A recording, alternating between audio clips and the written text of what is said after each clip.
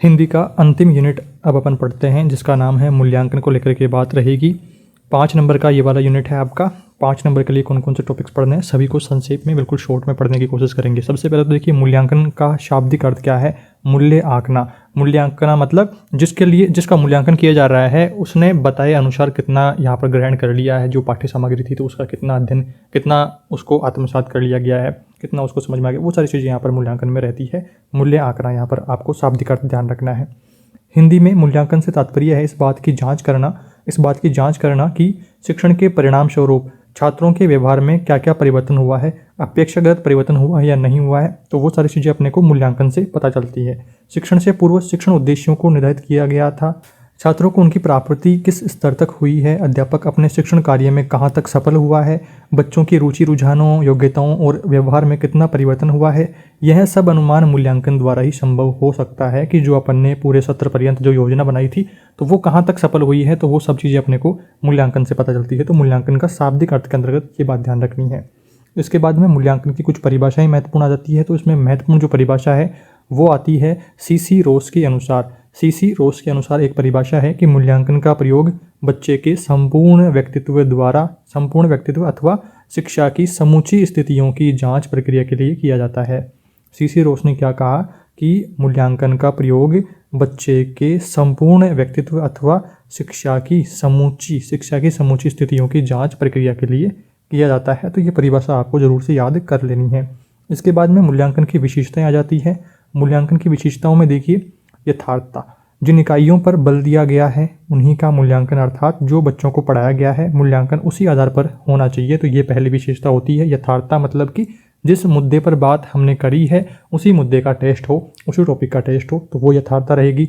दूसरा है विश्वसनीयता, कि किसी शिक्षक द्वारा समय अंतराल में उसी विद्यार्थी का, अगर समय अंतराल का मतलब है कि उसी टॉपिक का अगर अपन थोड़े टाइम बाद में फिर से टेस्ट लेते हैं तो विद्यार्थी का स्थान वही होना चाहिए जो अपने को पहले यहाँ पर मिला है, तो वही स्थान वापस से आ जाना चाहिए। ऐसा नहीं है कि रिजल्ट्स में यहाँ पर फेरबदल नहीं होना चाहिए, रिजल्ट्स में अंतर नहीं आना चाहिए। जो पूर्व में मापन और जो मूल्यांकन अपने को प्राप्त हुआ है वही वापस से आना चाहिए, मतलब विश्वसनीयता यहाँ पर बननी चाहिए।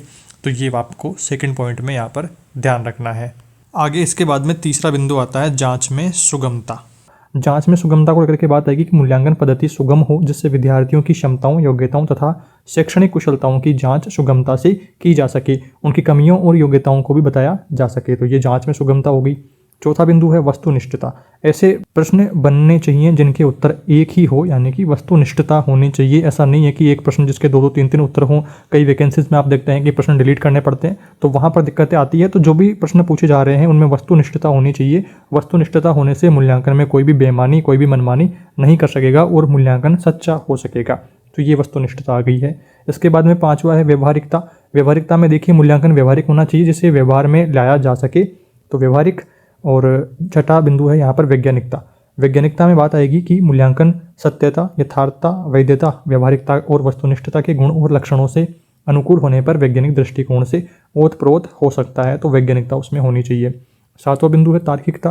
पाठ्यक्रम की समस्त इकाइयों से प्रश्न पूछे जाते हैं, इससे विद्यार्थियों की चयन प्रवृत्ति समाप्त हो जाती है और वह संपूर्ण अध्ययन हेतु तत्पर होता है। तो ये बिंदु भी आपको ध्यान में रखने हैं विशेषताओं को लेकर के। और आगे इसके बाद में बात करते हैं हिंदी शिक्षण में मूल्यांकन हेतु प्रश्नों के क्या क्या प्रकार हो सकते हैं। हिंदी शिक्षण में मूल्यांकन के लिए कितने प्रकार के प्रश्न होते हैं, प्रश्नों के प्रकार भी आपको जरूर से याद कर लेने हैं। पहला प्रश्न आता है निबंधात्मक प्रश्न। इन्हें वर्णनात्मक प्रश्न भी कहते हैं, क्योंकि इनमें उत्तर जो है विस्तृत देने होते हैं। इनके द्वारा सरलता से यह जान सकते हैं कि परीक्षार्थी में अपने उत्तर के समर्थन में तर्क प्रस्तुत करने की कितनी क्षमता है और विचारों की कितनी मौलिकता है। तो निबंधात्मक प्रश्न पहला प्रकार। दूसरा है लघु उत्तरात्मक। इनमें कुछ शब्दों को लेकर के कुछ वाक्यों तक 3-4 बिंदुओं में इन प्रश्नों का उत्तर निहित होता है। कभी कभी 10-15 पंक्तियों तक भी इनकी उत्तर सीमा निर्धारित कर दी जाती है। दूसरा प्रकार हो गया। तीसरा प्रकार है वस्तुनिष्ठ प्रश्न। वस्तुनिष्ठ प्रश्न, ये प्रश्न वस्तु स्थिति पर आधारित होते हैं। इनके उत्तर देने में स्वतंत्रता नहीं होती है, हर प्रश्न का विशिष्ट उत्तर होता है। यदि छात्र विशिष्ट उत्तर के अलावा गलत उत्तर चुनता है तो वह गलत ही माना जाएगा। 4 ऑप्शन वगैरह दिए जाएंगे तो उनमें से एक चूज करना रहेगा और सभी के लिए वह समान ही यहाँ पर रहेगा।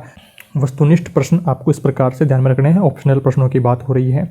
इसके बाद में मूल्यांकन किन किन विधियों से अपन कर सकते हैं, तो मूल्यांकन की विधियाँ जरूर से याद करनी है। पहली विधि है अवलोकन विधि या फिर निरीक्षण विधि। तो इसमें देखिए इससे बालक की सामाजिक विकास, संवेगात्मक स्थिरता और मानसिक परिपक्वता के बारे में पता लगेगा। इसके माध्यम से बालक में विकसित रुचियों, अभिवृत्तियों, क्षमताओं तथा कौशल का सही मूल्यांकन किया जाता है।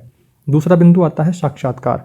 किसी व्यक्ति से अपने आमने सामने बातचीत करके सूचना एकत्रित करना साक्षात्कार कहलाता है। इसमें बालक की रुचि में वृद्धि, व्यक्तित्व और भावनाओं में परिवर्तन व उपलब्धियों का मूल्यांकन होता है। इसके बाद में तीसरा बिंदु आता है चेकलिस्ट। चेकलिस्ट क्या है? चेकलिस्ट है पड़ताल सूची। चेकलिस्ट द्वारा छात्र की क्रियाओं एवं व्यवहार का मूल्यांकन किया जाता है।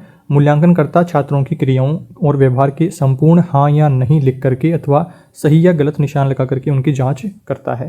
प्रश्नावली की बात करते हैं। चौथा बिंदु प्रश्नावली। छात्रों से अनेक प्रकार की सूचनाएं प्राप्त करने के लिए प्रश्नावली का उपयोग किया जाता है। इसमें प्रश्न उद्देश्य और लक्ष्यों से संबंधित होते हैं। उत्तर देने वाले व्यक्तियों को प्रश्न पढ़ करके केवल चिन्ह लगाना होता है या कहीं कुछ शब्द लिखने होते हैं, जिससे बालक के ज्ञान, रुचि अथवा अभिवृत्ति का पता लग जाता है। इसके बाद में पांचवा बिंदु आता है क्रम निर्धारण अथवा मान या रेटिंग स्केल। यह सदैव व्यक्तिगत होता है। इसके द्वारा बालक की किसी क्षेत्र की कुशलताओं की जांच, उसके व्यवहार की प्रगति अभिन्न मात्राओं में प्रस्तुत की जाती है। यह मापनी सामान्यतः 0, 1, 2, 3, 4, 5, 6, 7 आदि हो सकती है। इसके बाद में छठा बिंदु आता है संचित अभिलेख। विद्यालय में आकस्मिक अभिलेख द्वारा किसी छात्र का कोई विशेष व्यवहार हुआ हो तो उसका अभिलेख औपचारिक मूल्यांकन रखा जाता है। छात्रों की डायरियाँ जो डायरियाँ होती है दैनिक, शिक्षक द्वारा तैयार किए गए यात्रा वृत्तांत तथा संचित अभिलेख पत्र भी मूल्यांकन के महत्वपूर्ण साधन होते हैं। छात्रों की रुचि, मनोवृत्ति, व्यक्तिगत सामाजिक समस्याओं का पता उससे चलता है। सातवां बिंदु है छात्र उत्पादित साधन। छात्रों द्वारा बनाई गई वस्तुएं, तस्वीरें, कविताएं, मॉडल, कहानियां आदि छात्र उत्पादित साधन कहलाते हैं, जिनके द्वारा भी छात्रों का जो रुचि है और रुझान है उनका वो पता चलता है और इससे इस विधि से भी मूल्यांकन कर सकते हैं। आठवीं विधि है सामयिक जांच पत्र। सामयिक जांच पत्र में छात्रों का समय समय पर होने वाली जो उपलब्धि है उनकी यहाँ पर सामयिक जांच पत्रों के माध्यम से सामयिक जांच, मौखिक परीक्षा, लिखित परीक्षा का आयोजन अपन करते हैं, तो वो वहाँ से भी अपने को बच्चे की जो योग्यता है, जो बच्चे ने सीखा है, वो सब पता चल जाता है। नवा बिंदु है व्यक्तिवृत्त अध्ययन।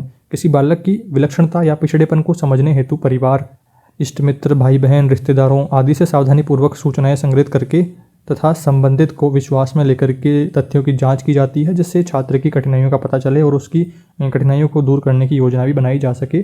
तो ये कुछ विधियां आपको यहाँ पर ध्यान रखनी है। और इसी यूनिट में, मूल्यांकन वाले यूनिट में CCE आपका एक महत्वपूर्ण बिंदु रहता है, सतत और व्यापक मूल्यांकन को लेकर के। इसकी भी कुछ बातें यहाँ पर अपन डिस्कशन कर लेते हैं। देखिए, मूल्यांकन की ऐसी व्यवस्था जो कि सीखने की प्रक्रिया में आकलन की निरंतरता बनाए रखने पर जोर देती है। मूल्यांकन एक सतत और व्यापक प्रक्रिया है जिससे विद्यार्थियों की क्षमताओं और कमियों को बार बार प्रकट करने और उसमें सुधार लाने का प्रयास किया जाता है। इसमें विद्यार्थियों के चहुमुखी विकास के सभी पक्ष शामिल हैं। मूल्यांकन की पहली विशेषता क्या है? सातत्य, यानी कि निरंतरता या फिर विशेष बल दिया जाता है। मूल्यांकन शिक्षण के दौरान भी होता है और शिक्षण के बाद में भी। उदाहरण, भाषाई कौशलों का मूल्यांकन के उपकरणों को लेकर के अगर बात आती है तो प्रश्न पूछ करके, अवलोकन करके, परीक्षण करके, संचित अभिलेख से, पोर्टफोलियो आदि इसके क्या है उपकरण। तरीके किन किन तरीकों से हो सकता है? तो परीक्षा लेकर के, प्रतियोगिता आयोजित करवा करके, समूह चर्चा करवा करके, गतिविधियों आदि देकर के मूल्यांकन कर सकते हैं इन तरीकों के माध्यम से। ये बात रही।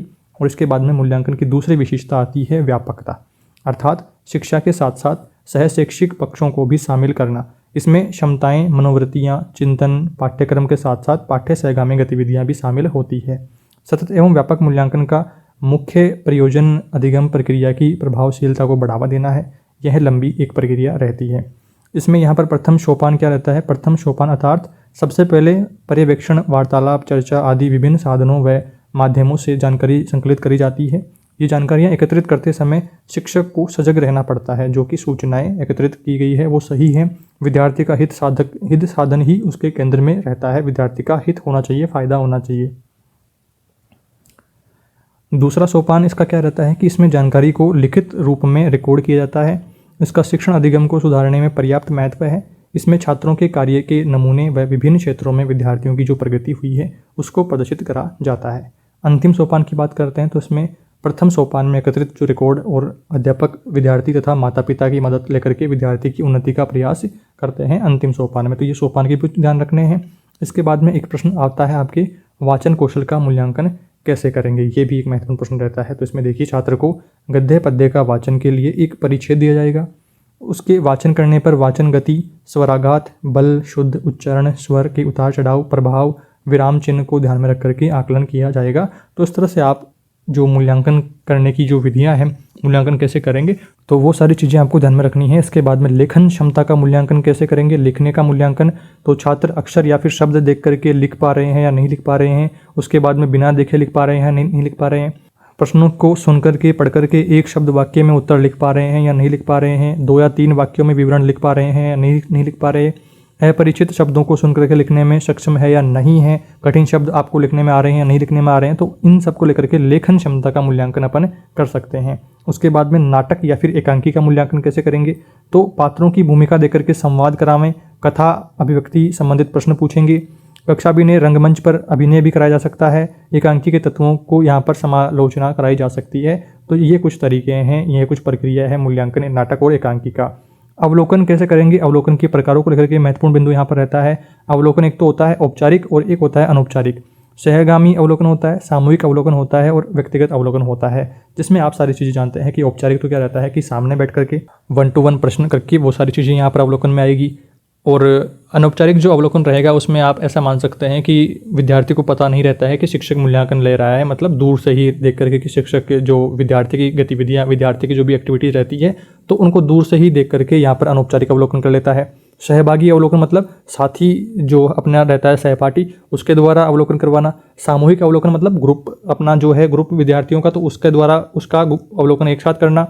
और व्यक्तिगत अवलोकन मतलब साक्षात्कार की तरह रहता है कि एक 1 to 1 जो है शिक्षक प्रश्न पूछेगा, विद्यार्थी उत्तर देगा और साक्षात्कार वाइवा वगैरह होता है, तो वैसा कुछ यहाँ पर रहेगा। तो कुछ अवलोकन के प्रकार आपको यहाँ पर ध्यान में रखने हैं। बाकी हमने पहले भी इनको पढ़ रखा है डिटेल में, तो कोई दिक्कत समस्या आपको नहीं होनी चाहिए।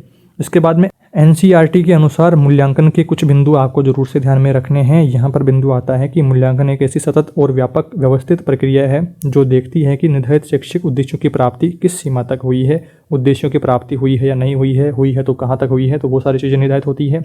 दूसरा बिंदु, कक्षा में प्रदान किए गए अधिगम अनुभव कितने प्रभावशाली रहे हैं। तीसरा बिंदु, व्यवहार परिवर्तन की प्रक्रिया कितने अच्छे ढंग से पूर्ण हो पाई है, तो वो बिंदु यहाँ पर रहेंगे। इस तरह से मूल्यांकन प्रक्रिया में निम्न 3 पक्षों की उपस्थिति अनिवार्य पाई जाती है: शिक्षा उद्देश्य, अधिगम अनुभव और व्यवहारगत परिवर्तन क्या क्या हुए हैं। तो ये 3 पक्ष आपको यहाँ पर ध्यान में रखने हैं। और इस तरह से अपना ये जो हिंदी का सिलेबस है ये यहाँ पर कंप्लीट हो जाता है। हमने बहुत कोशिश करी है बिल्कुल संक्षेप में करने की, पर इतनी चीज़ें तो आपको ज़रूर से पढ़नी होगी। यहाँ तक आते आते आप सारे यूनिट्स के वीडियो देख चुके हैं, तो यहाँ पर आपने एक चीज़ देखी होगी कि ओनली 50 पेज में आते आते हमने यहाँ पर कंप्लीट हिंदी का सिलेबस कर लिया है। 60 नंबर की हिंदी आपकी 50 पेज में कर दी है। अब इससे तो ज़्यादा और क्या ही कम करें यार। मैंने पूरी कोशिश करी है हर एक बिंदु को डिटेल में बिल्कुल संक्षेप में समझाने की, और परीक्षा में प्रश्न किस किस टॉपिक से ज़्यादा पूछे जाते हैं तो उनको थोड़ा सा हाईलाइट करने की भी कोशिश करी है। आई होप आपको ठीक प्रकार से सारे बिंदु समझ में आ गए होंगे। इनसे संबंधित कोई भी डाउट समस्या आपकी रहती है तो कमेंट करके बताना है। और चैनल पर नए हैं, पहली बार विजिट कर रहे हैं, तो चैनल को सब्सक्राइब जरूर करें आपकी BST से सेकेंड ईयर की अच्छी तैयारियों के लिए। और हिंदी के बाकी सभी यूनिट्स एक साथ देखने के लिए प्लेलिस्ट ऑप्शन पर विजिट करना है। वहाँ से दोस्तों आप यूनिट वाइज सारे वीडियोस को देख करके अपने हिंदी पेपर की तैयारी बहुत कम समय में अच्छी कर पाएंगे। इस वीडियो में दोस्तों इतना ही। Thank you for watching this video.